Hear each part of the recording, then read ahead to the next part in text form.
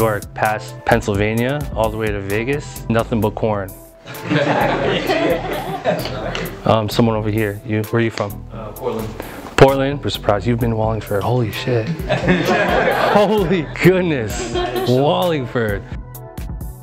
In the beginning is like, how much is too much, and how do I know what a rapper might like or dislike? The thing I learned was that like simplicity always wins, right? And so taking this beat as an example, like I heard 3 different beats in that one piece. What you might want to do is like create another version where you're just like splitting them up and let's like making them like 2 or 3 different kinds of beats, right? That's another thing that rappers love too, is just like something they can easily write to and rap to without too much going on. So that would be, the way it's formatted now, that would be pretty difficult to write to for a rapper. So I would try to do that and see if you can, you know, get results from that. But I really like that part. That was really cool. If you're sending like a beat pack to someone you haven't sent stuff to yet, like it's their first time connecting, I would do 5 to 10. I would also send via email attachment, only because that's like the easiest way for them to open it. A lot of times, like if you connect with an A&R for the first time and they're like, all right, cool, here's my email, send me some stuff. Especially if it's like an artist too, they're gonna want to listen to it like on the go. And if you send like a zip file through WeTransfer, they're not gonna be able to, so, and then they might just forget about you. So definitely always send like MP3 attachment. What about tagging your beats? Tags? I'm like anti-tag. Yeah, I think they're pointless. Like if you put tags all over your beat, and okay, let's say, I'll give you an example. Say you went to this like function and you met Lenny S. You guys know who Lenny S is? Yeah. He's the guy that like, he works at Roc Nation. He's the guy you have to go to get to like Rihanna, Jay-Z, like all that. He's like the point guy at Roc Nation. So let's say you met Lenny S and he's like, yo, send me some beats, like here's my email. So you sent him beats, email attachment, but then your beats had tags on them, right? So then all of a sudden, like a couple weeks later, he's in the studio with Rihanna and he's playing Rihanna some tracks and he remembers you. He's like, oh shit, let me go into this dude's email and play some of his shit. So then he plays it. She's like, oh, I love that. Let's work on this track. Like we can't record it. Look, why'd you take so long to be? For what it's worth, the way you look is in my dreams. I wanna show the world off this human being. They don't understand what I can see. See the way you walk is so divine, the way you talk is so refined. Never would've thought I'd find the time to find that hourglass design, but I'm elevated by the holy chance. All you gotta do is take my hand.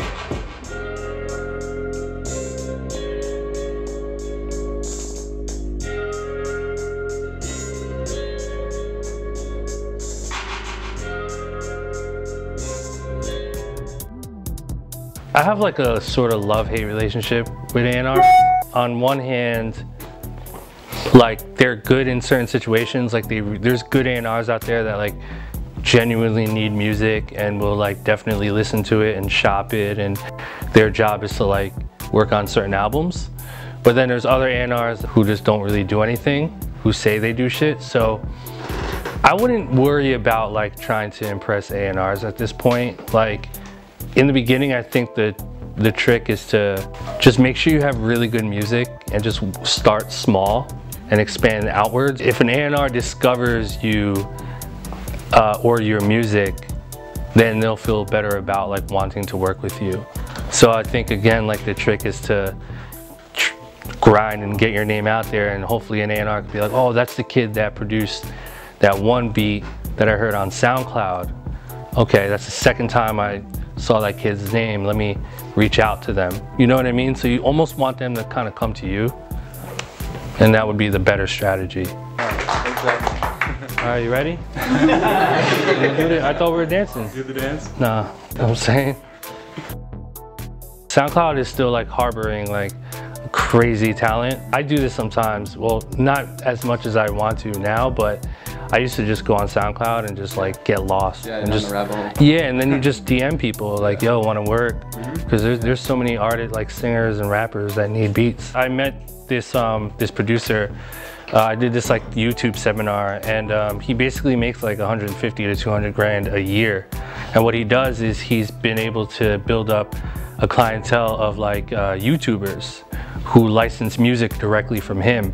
And the cool thing about it is like he's basically like outpricing everyone. So a lot of times if you're like a big YouTuber with like 500,000 subscribers, you'll go to these like third-party companies to try to license music, and a lot of times they'll like charge an arm and a leg for it, or like try to be funny with it. So like if you're an independent producer, you can literally just contact these YouTubers directly and be like, yo, I have beats, I'll give them to you for the low, you know, and just like build a rapport with them, and they'll keep coming back to you, and that could be like an interesting way to get your music out there too.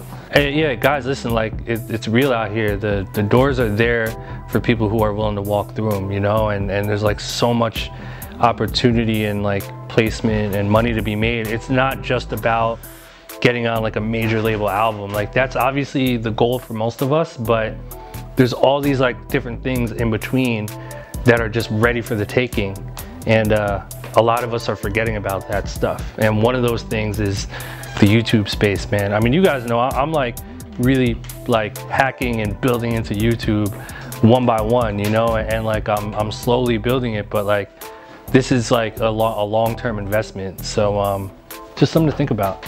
There's a handful of writers I know that were in your position that like put the work in and have now written like huge records, and the way a lot of them get their foot in the door is just by writing a bunch of songs and really just trying to focus on like collaborating with as many producers as possible. Because what happens is on like a pop level, like the Rihannas and the, you know, Bruno Marses and all these guys, a lot of these artists like want full songs and then getting it into the right hands, right? So you want to be able to just write as many full songs as possible, work with as many producers as you can, because what's going to happen is, you know, when producers kind of reach that level where they're pitching full songs to like certain A&Rs or directly to the artists or whatever it is, management, they're always looking for songwriters to work with. Like there really aren't enough songwriters out there. Like I'm looking for songwriters, and I've worked with like so many good ones, but they're either like outworked or full played, or they're just not feeling inspired. So I'm always looking for new songwriters to work with, and I'm not the only one. There's so many producers out there, communities of people that need songwriters for sure, especially producers.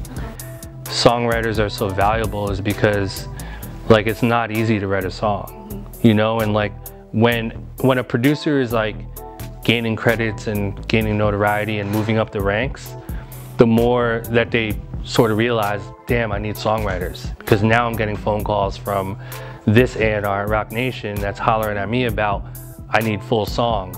So then they don't know where to go to. So someone like you would come in, be like, hey, I write songs, and it, you know, of all the producers you work with, the goal is to start working with someone who's got their foot in the door. When I'm like usually in the studio, I'm like a daytime guy. So my schedule now is Monday through Friday. I wake up at 6 a.m.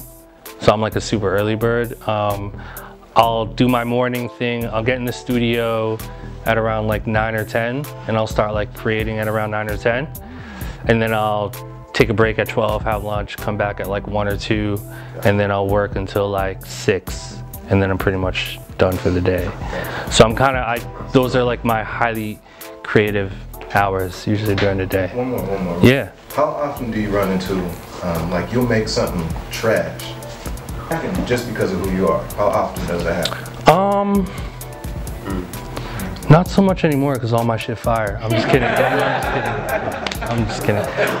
It happens for sure. Let me see. Recently, I sent some stuff to like this big artist recently, and they hit me back like, yo, I wasn't feeling any of those. Do you have any more? Because like art is so subjective. It's just a matter of like what's pleasing to whose ears, you know? So like it could just be like something that they're not on the same frequency on, but doesn't mean it's bad, you know? But I take that back. There's some bad shit. There is. Raise your hand if you like listen to my podcast. No. But Josh is the guy behind the camera. Pac-Man right here. When I first started making beats, I was using a keyboard called the ASR10, and the floppy drive was broken, so I was forced to track everything out into Pro Tools and like line everything up and do that. So I was able to learn Pro Tools by doing that. And then one day I just decided to just make a full beat in Pro Tools, and I loved it. So then I just stuck with it. So that's the real reason. But the Pro Tools has really like improved the MIDI capabilities, so it's like really ideal now. Yeah, I love it. Yeah, personally. Have you tried any other though? Yeah, I've tried Ableton. I mean, no offense to Ableton, but like my brain doesn't work in that way. Like to me, Ableton looks like a toy, but it's super powerful. I just don't, I prefer not to like create music looking at that. Like I would prefer, I like using Pro Tools because I'm like in song mode, but Reason is really tight too. Anyone use Reason in here? Reason's really dope.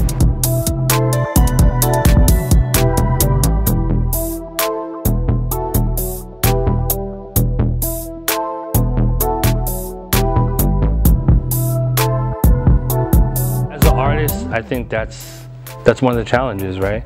It's like, what do you keep for yourself and what do you show people? I'm not an artist per se, but like show everyone everything. Have versions where it's your own song, and then just like have versions where you're showing people too, and then you can just pick and choose which one is better. Unless you're like specifically working on an album that you have a date for, that you know like this is like my album, this is my shit, it's my baby, like no one can touch this. This is my shit. If that's the case, then cool. But if not, you're just kind of floating, then I would just like maximize potential for every song. Like do your own version, shop it out, that kind of thing. You can't, it's always gonna be part of you, you know what I'm saying? Like, yeah. Regardless of how long you step away from it, like, yeah. You know what I'm saying? So music's my therapy, if you ask me. That's the best thing you can do for yourself. Facts. That's it. I mean, that should be the reason that all of us make music. You know, I mean, if we're doing this for the money, you'll soon realize that it's not for you. But if you love it, like you said, like it's our therapy, it really is, man. So good shit, man.